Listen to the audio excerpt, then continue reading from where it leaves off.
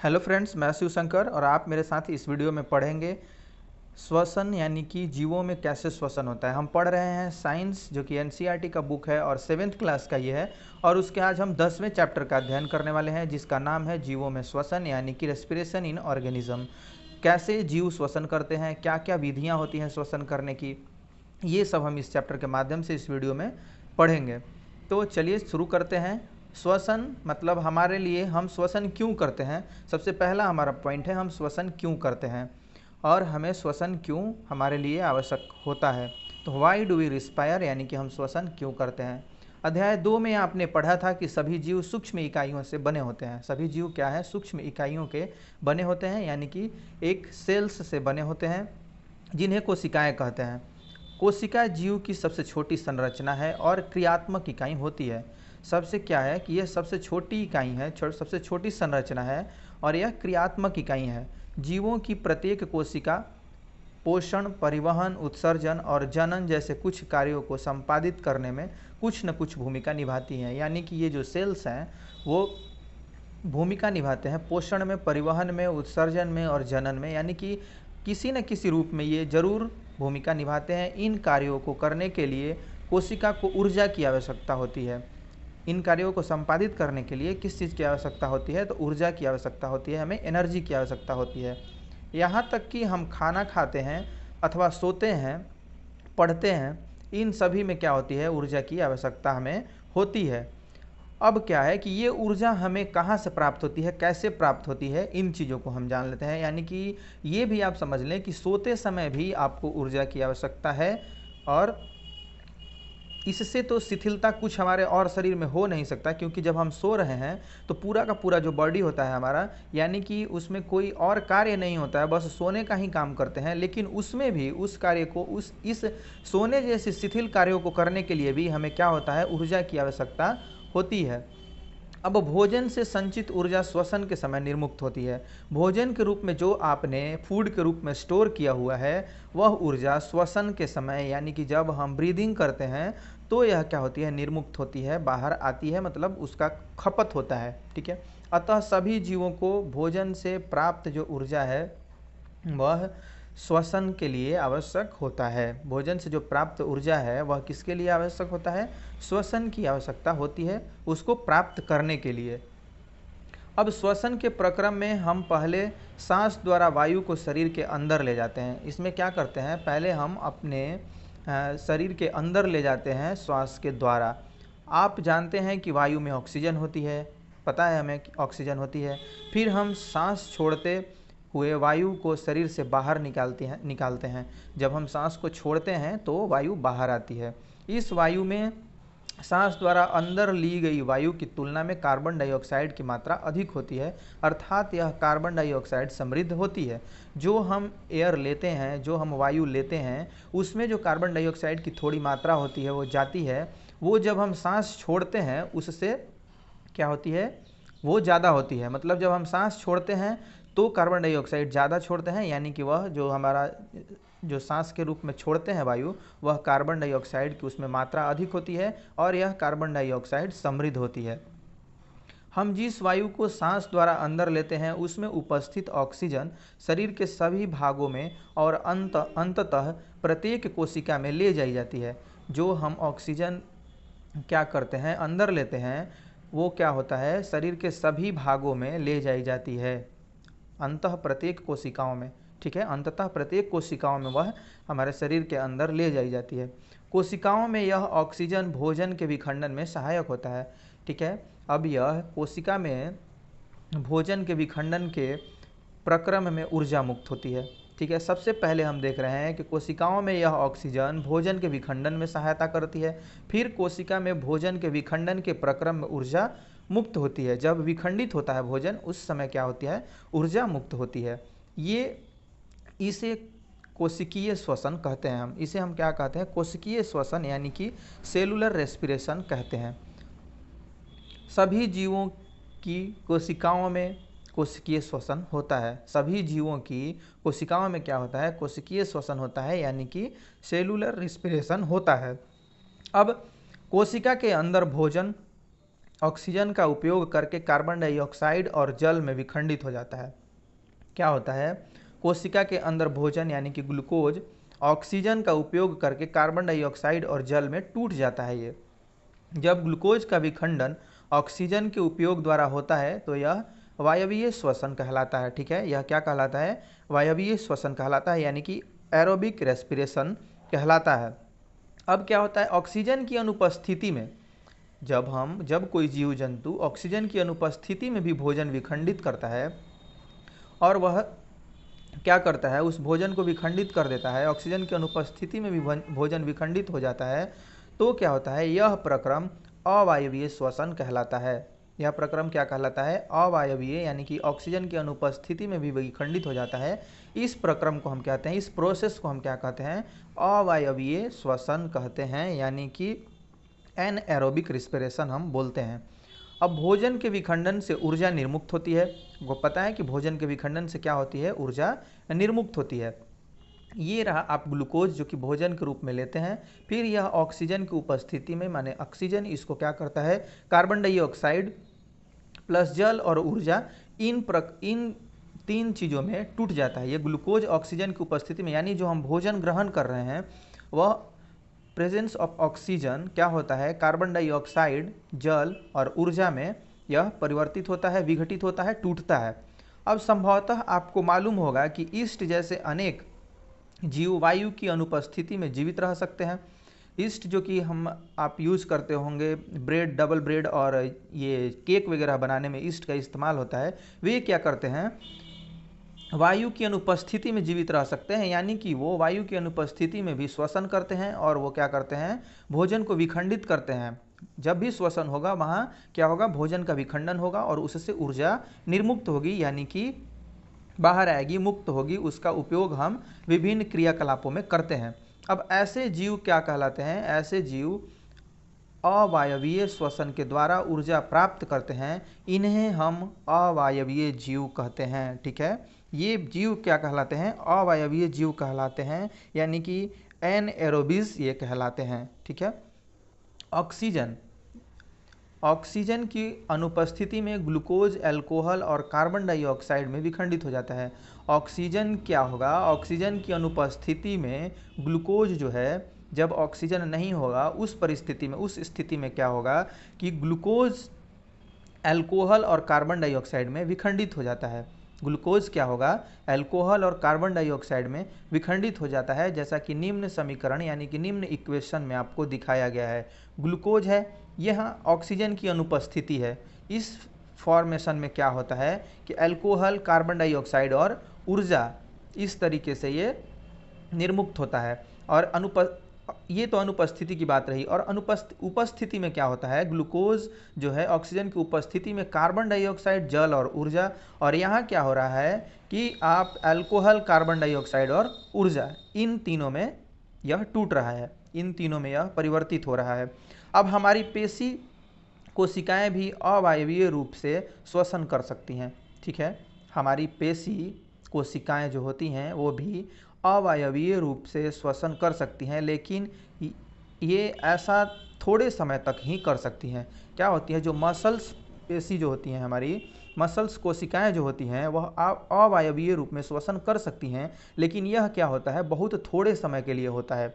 वास्तव में यह प्रक्रम उस समय होता है जब ऑक्सीजन की अस्थायी रूप से कमी हो जाती है। यह क्या होता है, ऑक्सीजन की जब अस्थायी रूप से कमी हो जाती है, जब बहुत देर तक हम व्यायाम करते हैं। ठीक है, यह कब होता है, जब हम बहुत देर तक व्यायाम करने लगते हैं, तेज़ी से दौड़ने लगते हैं, कई घंटे टहलते हैं, साइकिल चलाते हैं अथवा भारी वजन उठाने जैसे अनेक कार्यों के लिए अधिक ऊर्जा की आवश्यकता होती है।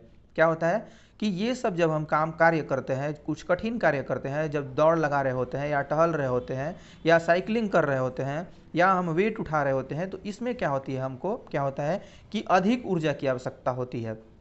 लेकिन ऊर्जा उत्पन्न करने के लिए हमारे शरीर को ऑक्सीजन की आवश्यकता भी होती है। ठीक है, अब इस प्रक्रम में क्या होता है, सीमित होती है। ऑक्सीजन क्या है, वह सीमित होती है और हमें क्या चाहिए, बहुत ज़्यादा ऊर्जा बनाने के लिए, बहुत ज़्यादा एनर्जी फॉर्म करने के लिए ज़्यादा ऑक्सीजन की ज़रूरत होगी। लेकिन ऑक्सीजन की जो मात्रा है वह हमारे शरीर में सीमित है, आपूर्ति जो है वो सीमित है।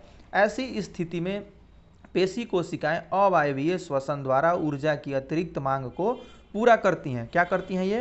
अवायवीय श्वसन द्वारा ऊर्जा की जो अतिरिक्त मांग है उसको पूरा करती हैं। ठीक है, ये ग्लूकोज है। अब ऑक्सीजन की अनुपस्थिति में जो पेशी है, हमारी जो मसल्स हैं, वो कार्य कर रहे हैं, वो लैक्टिक अम्ल और ऊर्जा इस तरीके से फॉर्म हो रहे हैं।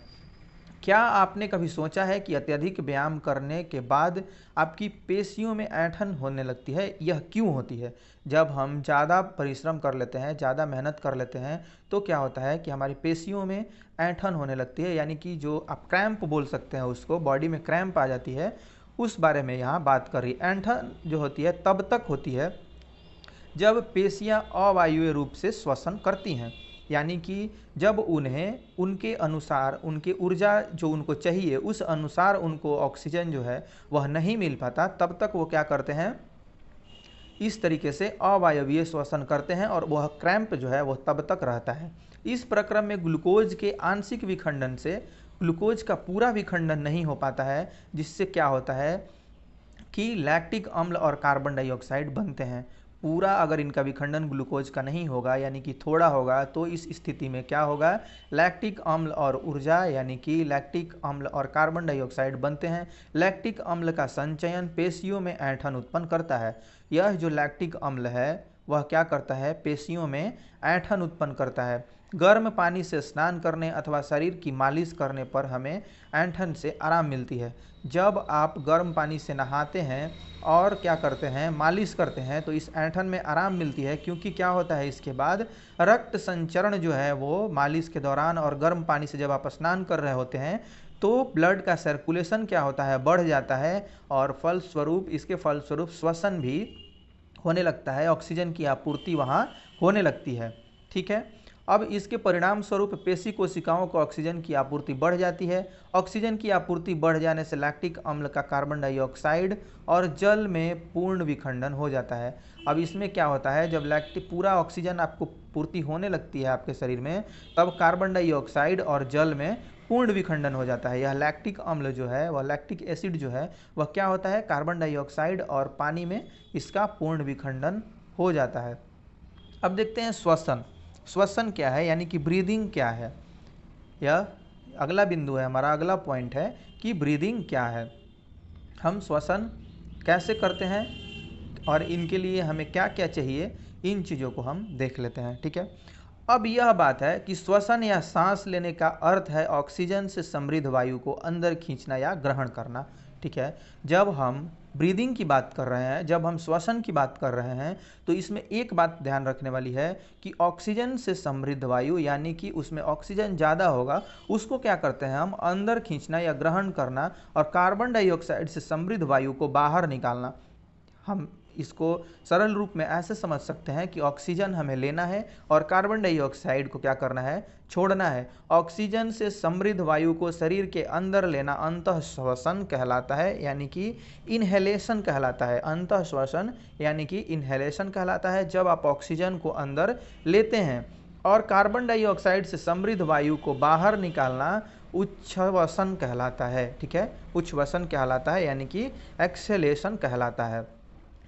यह श्वास, जब आप श्वास छोड़ रहे हैं उसमें क्या होता है, कार्बन डाइऑक्साइड से समृद्ध वायु जो है वह बाहर निकलती है, उसको हम क्या कहेंगे, उच्छ्वसन यानी कि एक्सेलेशन कहते हैं। इस प्रकार से कोई व्यक्ति, ठीक है, कोई व्यक्ति 1 मिनट में जितनी बार श्वसन करता है वह उसकी श्वसन दर कहलाती है। 1 मिनट में जितनी बार वह श्वसन करता है वह क्या कहलाती है, श्वसन दर, यानी कि ब्रीदिंग रेट कहलाती है। अब अंतः श्वसन और उच्च श्वसन दोनों साथ साथ होते रहते हैं। ठीक है, एक श्वास अथवा सांस का अर्थ है एक अंतः श्वसन और एक उच्च श्वसन। ठीक है, एक श्वास का मतलब क्या होता है, एक श्वास का अर्थ, सांस का अर्थ यानी कि होता है, ब्रीदिंग का अर्थ होता है आप जब वायु को अंदर ले रहे हैं, ऑक्सीजन को अंदर ले रहे हैं और कार्बन डाइऑक्साइड को छोड़ रहे हैं। अंतः श्वसन और उच्च श्वसन दोनों को मिला करके क्या बनता है, आपका एक श्वसन बनता है, एक सांस बनता है। इनहेलेशन और एक्सेलेशन का जो प्रक्रम है, प्रक्रिया है, इन दोनों को मिला करके क्या बनता है, श्वसन बनता है। अब इस बॉक्स को देख लेते हैं। कोई वयस्क व्यक्ति विश्राम की अवस्था में 1 मिनट में औसतन 15 से 18 बार क्या करता है, सांस अंदर लेता है और बाहर निकालता है। जब आप आराम की मुद्रा में होते हैं, एक स्वस्थ व्यक्ति जब आराम की मुद्रा में होता है और एडल्ट होता है यानी कि वयस्क होता है, वह क्या करता है, औसतन 15 से 18 बार सांस को अंदर लेता है और बाहर छोड़ता है, यानी कि जो श्वसन रेट है लगभग 15 से 18 होता है। अधिक व्यायाम करने में श्वसन दर 25 बार प्रति मिनट तक बढ़ सकती है। जब आप व्यायाम कर रहे हैं या आप कोई एक्सरसाइज या दौड़ लगा रहे होते हैं, तब क्या होता है, यह दर जो है 25 बार प्रति मिनट तक बढ़ सकती है। जब हम व्यायाम करते हैं तो हम न केवल तेजी से सांस लेते हैं बल्कि हम गहरी सांस भी लेते हैं और इस प्रकार अधिक ऑक्सीजन ग्रहण करते हैं। ठीक है, क्या करते हैं, इस प्रकार हमें अधिक ऑक्सीजन की आवश्यकता होती है हमारे बॉडी को। अब हम क्या देखते हैं कि किस तरीके से श्वसन करते हैं, इसको हमने पढ़ लिया और अब हमें पढ़ना है कि हम श्वास कैसे लेते हैं।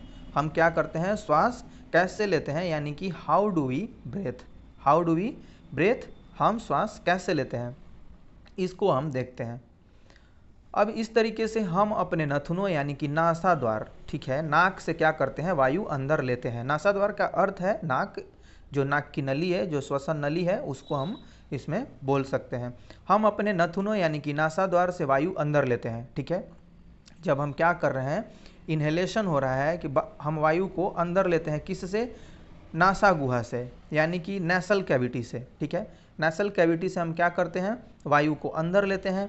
नासा गुहा से वायु श्वास नली से होकर हमारे फेफड़ों तक, यानी कि फेफड़ों को फुफ्फुस भी बोला जाता है, इसको लंग्स भी बोला जाता है, आप ध्यान रखेंगे। अब फेफड़े वक्ष गुहा में स्थित होती हैं। फेफड़े कहाँ स्थित होती हैं, वक्ष गुहा में स्थित होती हैं। ये फेफड़ों को आप इस तरीके से ये कर सकते हैं कि यह चेस्ट कैविटी में क्या होती हैं, स्थित होती हैं। फेफड़े कहाँ स्थित होती हैं, चेस्ट कैविटी में, यानी कि वक्ष गुहा में। अब इस तरह से आप देख सकते हैं कि ग्रसनी कैसे आप यह श्वसन को दिखाया गया है, यह नासा गुहा, मुख गुहा और उसके बाद ग्रसनी, श्वसन नली, फेफड़े, इस तरीके से फेफड़े हैं, पेशियां हैं जो रिब्स यानी कि, और डायफ्राम है। इस तरीके से श्वसन की पूरी प्रक्रिया यहाँ पे दिखाई गई है। यह ग्रसनी है जहाँ से यही आपका श्वसन नली है। इसमें अगर विंड पाइप है, इसमें अगर खाना चला जाता है तो हमें क्या होती है, हिचकी, और खाना फंस जाने के बाद इस तरीके से खांसी आने लगती है खाते टाइम। और वक्ष गुहा, ठीक है, वक्ष गुहा पार्श्व में पसलियों से घिरी रहती है। जो वक्ष गुहा है यानी कि हमारा जो चेस्ट कैविटी है वो किससे घिरा रहता है, घिरी रहती है पसलियों से, रिब्स से। बहुत सारे जो रिब्स हैं वो घेरे रहते हैं। इस पूरा वक्ष गुहा को क्या करते हैं, ये जो रिब्स हैं वो इस तरीके से पिंजड़े के आकार के वह इसको घेरे रहते हैं। ठीक है, अब क्या करते हैं, एक बड़ी पेशी परत जो डायफ्राम, ठीक है, एक बहुत बड़ी पेशी होती है जो डायफ्राम यानी कि मध्य पट कहलाती है। आपका डायफ्राम ये होता है। ठीक है, डायफ्राम ये होता है। इस तरीके से आप डायफ्राम को समझ सकते हैं। एक बड़ी पेशीय परत जो डायफ्राम यानी कि मध्य पट कहलाती है, वक्ष गुहा के आधार, वक्ष गुहा को क्या करती है, एक बेस प्रदान करती है, आधार प्रदान करती है। श्वसन में डायफ्राम और पसलियों से बने पिंजर की गति सम्मिलित होती है। श्वसन में क्या होता है, डायफ्राम और पसलियों से बनी पिंजर की जो गति होती है, यानी कि जो रिब्स केज होते हैं, उनकी गति इसमें सम्मिलित होती है, इसमें निहित होती है। अब क्या हम देखते हैं कि अंतः श्वसन के समय, ठीक है, अंतः श्वसन यानी कि जब हम वायु को अंदर लेते हैं उस समय पसलियां ऊपर और बाहर की ओर गति करती हैं। आप यह खुद से करके यह देख सकते हैं कि जब आप अंतः श्वसन करते हैं यानी कि इनहेलेशन करते हैं, उस टाइम क्या होता है कि पसलियां ऊपर और बाहर की ओर गति करती हैं, बाहर लगेगा कि आ रही हैं वो, और डायफ्राम जो है वो नीचे की ओर, यहाँ नीचे आप महसूस करके देखेंगे जब आप श्वसन कर रहे हैं, लंबी सांस लेकर के आप वायु को अंदर भर के देख सकते हैं। डायफ्राम जो है वो नीचे की ओर गति करता है, नीचे की ओर चढ़ता है। ठीक है, नीचे की ओर क्या होता है, गति करता है। यह गति हमारी वक्ष गुहा के आयतन को बढ़ा देती है। यह जब गति करता है तो क्या होता है, वक्ष गुहा जो है यानी कि चेस्ट कैविटी है, उसका आयतन यानी कि उसके फैलाव को और ज़्यादा कर देता है, बढ़ा देता है। ठीक है, और वायु फेफड़े में आ जाती है। वायु क्या होती है, फेफड़े में आ जाती है। अब फेफड़े वायु से भर जाते हैं और उच्च श्वसन के समय यह जो प्रक्रिया है वो उल्टी होने लगती है। यानी कि जब हम एक्सलेशन कर रहे हैं तो उस टाइम क्या होता है, यही जो प्रक्रिया है वो उल्टी होने लगती है। उच्च श्वसन के समय पसलियां नीचे और अंदर की ओर आ जाती हैं, जबकि डायफ्राम ऊपर की ओर अपनी पूर्व स्थिति में आ जाता है। यह प्रक्रिया जब आप इन्हेलेशन और एक्सेलेशन यानी कि जब आप सांस लेंगे और छोड़ेंगे तब यह प्रक्रियाएं निरंतर हमारे वक्ष गुहा में होती रहती हैं। ठीक है, अब यह देख लेते हैं थोड़ी बॉक्स में जो सावधानियां दी हुई हैं और यह हमारे लिए महत्वपूर्ण होती हैं कि यह क्या क्या हमें करना चाहिए। हमारे आसपास की वायु में अनेक प्रकार के अवांछित कण जैसे धूम्र, धूल, पराग कण आदि होते हैं। ठीक है, आपको पता है धूल, धूम्र और पराग कण यानी कि जो बैड पार्टिकल्स होते हैं वो होते हैं। जब हम अंतः श्वसन करते हैं, जब हम सांस मतलब लेते हैं, तो यह कण हमारी नासा गुहा द्वारा उपस्थित रोमों में फंस जाती है, नासा गुहा में उपस्थित रोम में फंस जाते हैं। और यद्यपि कभी कभी ऐसे कण नासा गुहा के पार चले जाते हैं, यानी कि नाक में जो रोम होते हैं यानी कि जो रोए होते हैं उसमें तो वो कभी फंस जाते हैं, लेकिन यही अब ज़्यादा महीन और ज़्यादा मात्रा में वायु में होंगे तो क्या करते हैं, यह नासा गुहा को पार करके अंदर चले जाते हैं। तब ये गुहा की कोमल परत को उत्तेजित करते हैं। ठीक है, क्या करते हैं, ये जो कोमल परत है यानी कि लेयर जो है वो सेंसिटिव लेयर जो है उसको वो क्षति पहुंचाते हैं, जिसके परिणाम स्वरूप हमें छींक आती है। क्या करते हैं, उसको और उत्तेजित कर देते हैं, जिससे हमें क्या आती है, छींक आती है। अब छींकने से अवांछित कण वायु के साथ बाहर निकल जाते हैं। जब हम छींकते हैं तो जो अवांछित हैं यानी कि जो हमें नहीं चाहिए और वो अंदर चले गए हैं वो क्या होते हैं, बाहर आ जाते हैं, बाहर निकल जाते हैं। इस प्रकार केवल स्वच्छ वायु ही हमारे शरीर में प्रवेश कर पाती है। यानी कि इस तरीके से पूरी की पूरी हमारी बॉडी की संरचना है कि कोई भी अवांछित पदार्थ हमारे अंदर, हमारे शरीर के अंदर प्रवेश ना कर सके। लेकिन यदि बहुत ज़्यादा मात्रा में हो जाएगा और हम उसके साथ खिलवाड़ करने लगेंगे तो वो अंदर चली ही जाएंगी, जो कि रोग के रूप में बाहर आती हैं। ठीक है, अब सावधानी बरतें, जब आप छींकें तो अपनी नाक को ढक लें, जिससे आपके द्वारा बाहर निकाले गए कणों को अन्य व्यक्तियों द्वारा अंतः श्वसन के समय ग्रहण न कर लिया जाए। यह तो एक तरीका हुआ जो कि आपको बताया जा रहा है कि भाई जब आप छींक रहे हैं तो आप अपने नाक को, मुंह को ढक लें, ताकि वो जो पार्टिकल्स हैं जो एयर में आ जाते हैं वह दूसरे को प्रभावित न करें।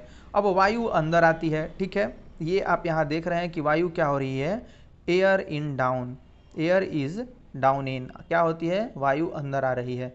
अब यहाँ क्या होता है, डायफ्राम नीचे की ओर गति करता है। ठीक है, डायफ्राम नीचे की ओर गति करता है। ये आप नीचे अपने श्वसन के द्वारा छू करके देखेंगे तो इसको बहुत बढ़िया से समझ सकते हैं। ठीक है, एयर इन डाउन।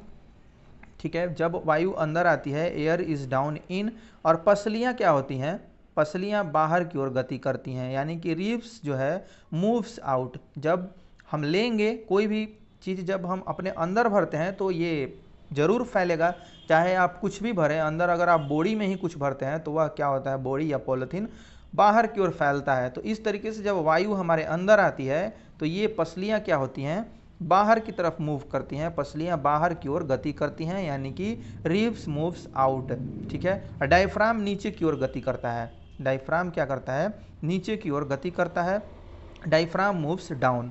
अब यह क्या होता है, वायु बाहर की ओर धकेली जाती है, यानी कि जब एक्सेलेशन हो रहा है तो क्या होता है, यानी कि एयर फोर्स्ड आउट, जब यानी कि ये बाहर निकल रहा है, वायु बाहर जाता है, उसके बाद क्या होता है, ये पसलियाँ क्या होती हैं, अंदर आती हैं, अंदर की तरफ सिकुड़ती हैं और डायफ्राम पूर्व की स्थिति में अपने आ जाता है। ठीक है, अब क्या होता है, ये अंदर की ओर दोनों तरफ से, ये बाहर की तरफ, इस तरीके से यह धकेलता है इसको और फिर संकुचित करता है।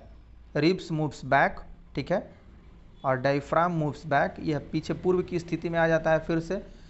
इस तरीके से आप पूरा का पूरा श्वसन का जो संरचना है मनुष्य के अंदर वह आप समझ गए होंगे, और श्वसन हमारे लिए क्यों आवश्यक है यह भी आप समझ चुके होंगे। ठीक है, तो चलिए आगे बढ़ते हैं और देखते हैं। धूम्रपान फेफड़ों को क्षति पहुंचाता है। धूम्रपान कैंसर से भी संबद्ध है। धूम्रपान से क्या होता है, कैंसर होता है, इसलिए धूम्रपान हमें नहीं करना चाहिए। इससे अवश्य बचना चाहिए हमें धूम्रपान से, यानी कि जो स्मोकिंग है उससे बचना चाहिए। तंबाकू, सिगरेट, इन सब चीज़ों का परहेज करना चाहिए। अब बेहतर जीवन के लिए श्वसन, ठीक है, इस बॉक्स को पढ़ लेते हैं, फिर हम उच्च श्वसन में बाहर क्या निकलते हैं इनको हम देख लेंगे, ठीक है। अब देखते हैं कि बेहतर जीवन के लिए जो श्वसन है वह क्या है, यानी कि ब्रेथ फॉर बेटर लाइफ क्या है। नियमित परंपरागत श्वसन, ठीक है, यानी कि व्यायाम प्राणायाम से हमारे फेफड़े में वायु के अंदर लेने की क्षमता को बढ़ाता है, ठीक है। क्या होता है कि यह फेफड़े के अंदर वायु आए उसको क्या करता है, बढ़ाता है, क्षमता को, कैपेसिटी को बढ़ाता है।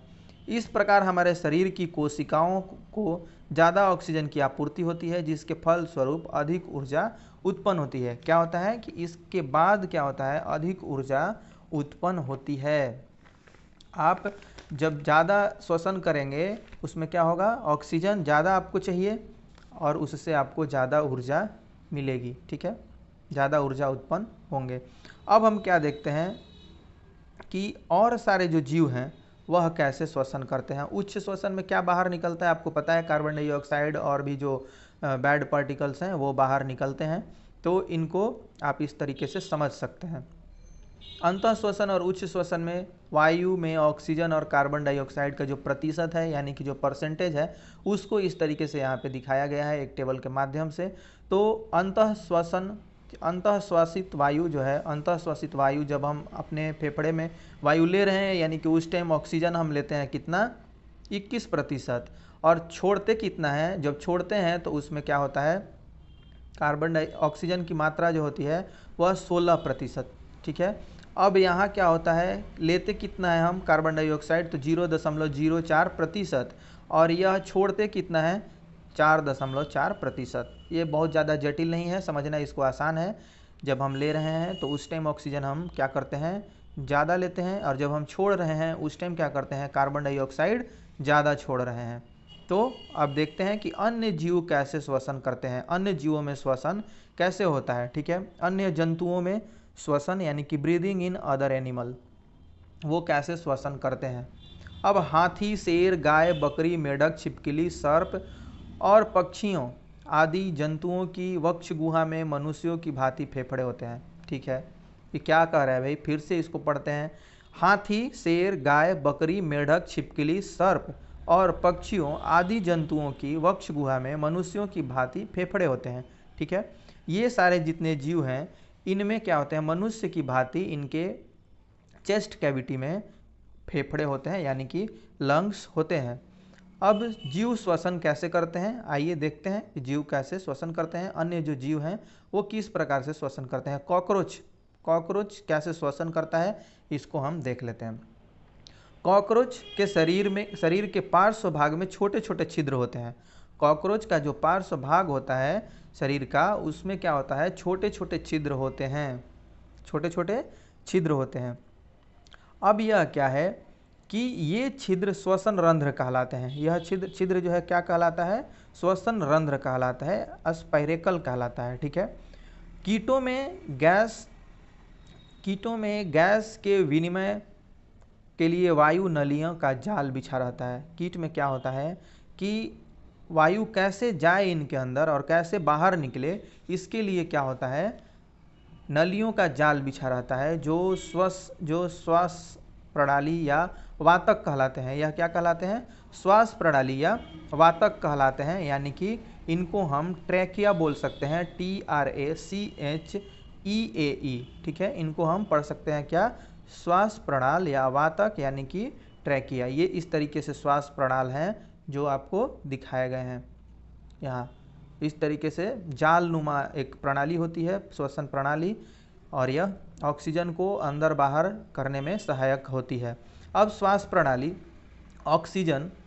ऑक्सीजन समृद्ध वायु श्वास रंध्रों से श्वास नालों में जाकर शरीर के ऊतकों में विसरित होती है, जो सेल्स हैं उसमें विसरित होती है और शरीर की प्रत्येक कोशिका में पहुंचती है। ये क्या होते हैं, विसरित होकर शरीर के सभी सेल्स में पहुंच जाती है। इसी प्रकार कोशिकाओं से कार्बन डाइऑक्साइड श्वास नली में आती है और श्वास रंध्रों से बाहर निकल जाती है। जो श्वास रंध्र आप देख रहे थे, यानी कि जो अस्पायरेकल आप देख रहे थे बहुत सारे, उससे वो बाहर निकल जाते हैं।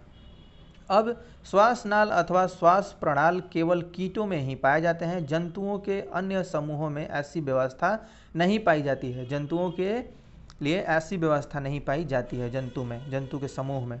अब केंचुआ क्या है, केंचुआ का देख लेते हैं, यानी कि जो ये हमारा अर्थवॉर्म है वह कैसे श्वसन करता है, इसको हम देख लेते हैं। कक्षा 6 के अध्याय 9 में आपने पढ़ा था। कक्षा 6 का मतलब यानी कि क्लास 6 का भी सारा वीडियो प्लेलिस्ट में आपको मिल जाएगा, उसको आप देख सकते हैं। ये जो जीव जंतु छोटे छोटे हैं वो कैसे श्वसन करते हैं, इस प्रक्रिया को उसमें भली भांति बताया गया है।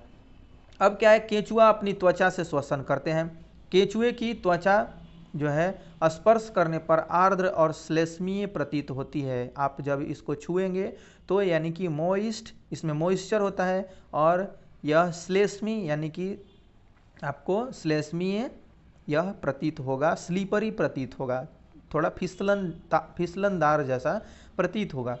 अब इसमें गैसों का आवागमन आसानी से हो जाता है। इससे क्या होता है, इनमें गैसों का आवागमन यानी कि आना और जाना आसानी से हो जाता है। यद्यपि मेढक में मनुष्य की भांति फेफड़े होते हैं, तथापि वे अपनी त्वचा से भी श्वसन करते हैं, जो आर्द्र और श्लेष्मीय होते हैं। ये इसीलिए जो मेढक हैं वो क्या होते हैं, पानी में और पृथ्वी पर यानी कि स्थल में दोनों जगह पर जीवित रह जाते हैं। यह क्या होता है, फेफड़े से भी श्वसन कर सकते हैं और अपनी त्वचा से भी ये श्वसन कर सकते हैं। अब जल में श्वसन, पानी में श्वसन कैसे होता है, वो पूरा जो 6 क्लास का बताया जा रहा है आपको एनसीईआरटी का, उसमें पूरा का पूरा ये मछलियाँ कैसे श्वसन करती हैं और भी जो जीव जंतु हैं कैसे श्वसन कर सकते हैं, कैसे श्वसन करते हैं, उनका पूरा बहुत विस्तृत रूप में दिखाया गया है। यहाँ पे केवल श्वसन को समझाया गया है कि ब्रीदिंग कैसे होती है, उसमें पूरा बहुत ही इनका विस्तार से वर्णन किया गया है। अब क्या होता है, इसको हल्का इसी तरीके से दे दिया गया है, आप उस वीडियो को जरूर देखें। अब क्या होता है, आपने कक्षा 6 में पढ़ा था कि मछलियों में क्लोम या गिल पाए जाते हैं। क्लोम जल में घुली ऑक्सीजन का उपयोग करने में उनकी सहायता करते हैं। क्लोम क्या करते हैं, ऑक्सीजन का जो जल में पानी में घुल जाता है ऑक्सीजन, उसको उपयोग करने में सहायता करते हैं। क्लोम त्वचा से बाहर की ओर क्या करते हैं, निकले होते हैं। क्लोम त्वचा से बाहर की ओर निकले होते हैं और त्वचा से ये बाहर की ओर देख सकते हैं निकले होते हैं। आप सोच रहे होंगे कि क्लोम किस प्रकार श्वसन में सहायता करते हैं। क्लोम में रक्तवाहिनियों की संख्या अधिक होती है जो गैस विनिमय में सहायता करती हैं। ठीक है, इसमें क्लोम जो है ये, इसमें बहुत सारी रक्तवाहिनियाँ होती हैं। ये क्या करती हैं, छान देती हैं ऑक्सीजन को, जल से ऑक्सीजन को क्या करती हैं, छान देती हैं, यानी कि फिल्टर कर देती हैं और इस तरीके से गैस का विनिमय करती हैं। अब क्या पादप भी श्वसन करते हैं, यानी कि प्लांट जो हैं वो भी श्वसन करते हैं। ठीक है, डू प्लांट रेस्पायर, प्लांट श्वसन करते हैं कि नहीं। अब ये वायु में ऑक्सीजन के अंदर, ये भी आप क्लास 6 का जो चैप्टर है पादप का, प्राणियों में श्वसन और पादपों में श्वसन, वो चैप्टर आप देख सकते हैं। ये वायु से ऑक्सीजन अंदर ले लेते हैं और कार्बन डाइऑक्साइड को निर्मुक्त करते हैं। इनकी कोशिकाओं में भी ऑक्सीजन का उपयोग अन्य जीवों की भांति ही ग्लूकोज के कार्बन डाइऑक्साइड और जल में विखंडित करने के लिए किया जाता है। इनमें भी क्या होता है, इनकी कोशिकाओं में भी ऑक्सीजन का उपयोग अन्य जीवों की भांति ही ग्लूकोज के कार्बन डाइऑक्साइड और जल में विखंडित करने के लिए किया जाता है। अब पादप में प्रत्येक अंग वायु से स्वतंत्र रूप से ऑक्सीजन ग्रहण करके कार्बन डाइऑक्साइड को निर्मुक्त कर सकता है। जो प्लांट है उनका प्रत्येक जो पार्ट होता है वो वायु से स्वतंत्र रूप से ऑक्सीजन ग्रहण करके कार्बन डाइऑक्साइड को क्या कर सकता है, निर्मुक्त कर सकता है, यानी कि छोड़ सकता है। अध्याय 1 में आपने पढ़ा था कि पादप की पत्तियों में ऑक्सीजन, हमने इसके चैप्टर 1 में पढ़ा था कि पादप की पत्तियों में ऑक्सीजन और कार्बन डाइऑक्साइड के विनिमय के लिए सूक्ष्म छिद्र होते हैं जो रंध्र कहलाते हैं। हमने पढ़ा है कि क्या होते हैं, पत्तियों में सूक्ष्म छिद्र होते हैं जो रंध्र कहलाते हैं। अब पादप की जो अन्य कोशिकाओं की भांति ही मूल कोशिकाओं को भी ऊर्जा उत्पन्न करने के लिए ऑक्सीजन की आवश्यकता होती है। पादप की अन्य सभी कोशिकाओं की भांति ही जो मूल कोशिका है, ठीक है, यानी कि जो रूट हेयर है, मूल रोम है, और जो आपका मूल कोशिका है, मेन जो कोशिका है, उसको क्या होती है, ऊर्जा के लिए ऑक्सीजन की आवश्यकता होती है।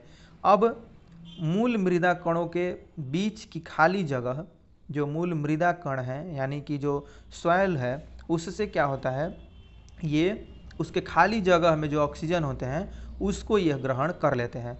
क्या आप अनुमान लगा सकते हैं कि यदि किसी गमले में पौधे में बहुत अधिक पानी डाल दिया जाए तो क्या होता है? अब अधिक पानी आप डाल देंगे तो उसमें जो श्वसन है, उसके जड़ों का जो श्वसन है वह भंग हो जाता है, ठीक है, और वह सड़ जाता है। इस अध्याय में आपने पढ़ा कि श्वसन एक महत्वपूर्ण जैविक प्रक्रम है। सभी जीवों को अपनी उत्तरजीविता यानी जीवित रहने हेतु आवश्यक ऊर्जा को प्राप्त करने के लिए श्वसन की आवश्यकता होती है। इस प्रकार से आपने क्या पढ़ा कि सभी जीवों को जीवित रहने के लिए श्वसन की आवश्यकता होती है और वह श्वसन के द्वारा ही ऊर्जा को प्राप्त करते हैं। यह जो है इस तरीके से पादपों में होता है। मूल रोम यानी कि रूट हेयर, यहाँ आपको मृदा के कण जो हैं इस तरीके से हैं, ये सॉइल पार्टिकल्स हैं। और फिर ये जो क्या है, आपको जो गैप दिखाई दे रहे हैं यह वायु अवकाश है, इसी में वायु यानी कि हवा होती है। इस तरह से पादप जो है यानी कि प्लांट जो है वो ब्रीदिंग करते हैं, श्वसन करते हैं। तो इस प्रकार से हमारा चैप्टर समाप्त हो चुका है, लेकिन हम ख़त्म करने से पहले इसको देख लेते हैं कि इसका सारांश क्या है। ठीक है, यह पूरा एक्सरसाइज का एक तरह से रिवीजन करा देता है। श्वसन सभी जीवों के जीवित रहने के लिए अनिवार्य है। यह जीव द्वारा लिए गए भोजन से ऊर्जा को निर्मुक्त करता है। अब हम अंतः श्वसन द्वारा जो वायु शरीर के अंदर लेते हैं उसमें उपस्थित ऑक्सीजन का उपयोग ग्लूकोज को कार्बन डाइऑक्साइड और जल में विखंडित करने के लिए किया जाता है। इस प्रक्रम में ऊर्जा निर्मुक्त होती है। क्या होती है? ऊर्जा निर्मुक्त होती है, एनर्जी मुक्त होती है। ग्लूकोज का विखंडन जीव की कोशिकाओं में होता है। ग्लूकोज का जो विखंडन है वह जीव की कोशिकाओं में होता है, जिसे कोशिकीय श्वसन कहते हैं। हम क्या कहते हैं? कोशिकीय श्वसन इसको कहते हैं। यदि भोजन यानी कि ग्लूकोज ऑक्सीजन के उपयोग द्वारा विखंडित होता है तो यह वायवीय श्वसन कहलाता है। यदि विखंडन ऑक्सीजन की अनुपस्थिति में होता है तो यह श्वसन अवायवीय श्वसन कहलाता है। अत्यधिक व्यायाम करते समय जब हमारी पेशी कोशिकाओं में ऑक्सीजन की आपूर्ति अपर्याप्त होती है तब भोजन का विखंडन अवायवीय श्वसन के द्वारा होता है। ठीक है, जिससे आप उसमें पढ़े थे कि क्रैम्प आ जाता है, वह प्रक्रिया है। अब क्या है कि सांस लेना श्वसन प्रक्रम का एक चरण है जिसमें जीव ऑक्सीजन समृद्ध वायु को शरीर के अंदर लेता है और कार्बन डाइऑक्साइड समृद्ध वायु को बाहर निकालता है।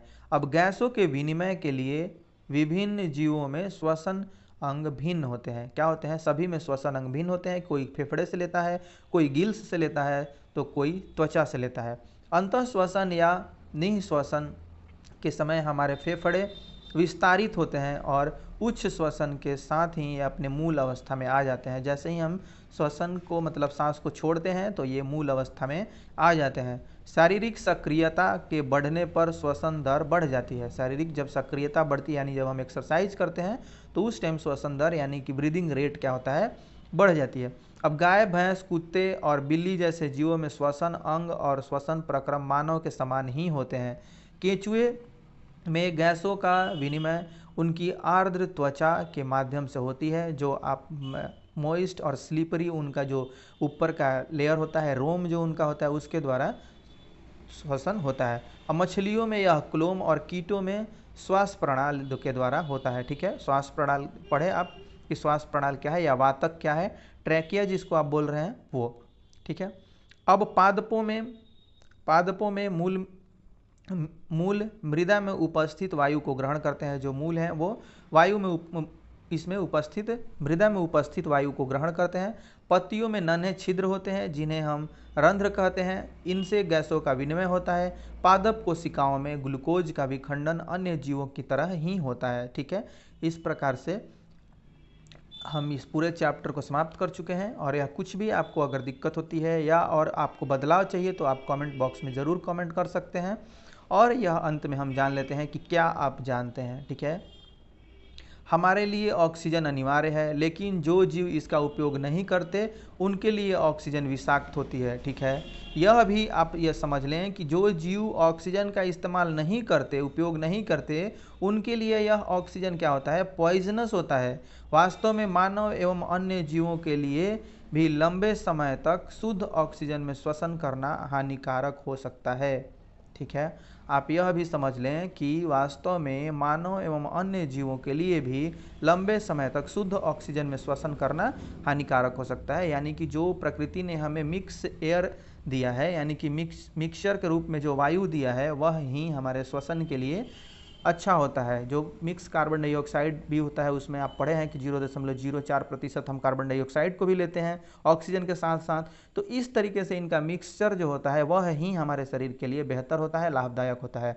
सिर्फ और सिर्फ ऑक्सीजन अगर हम लंबे समय तक लेते हैं तो वह भी हमारे शरीर के लिए हानिकारक होता है, हो सकता है। ठीक है, तो आप इस वीडियो में मेरे साथ अंत तक बने रहे। आपका बहुत बहुत धन्यवाद। Thanks for watching this video. मिलते हैं नेक्स्ट वीडियो में।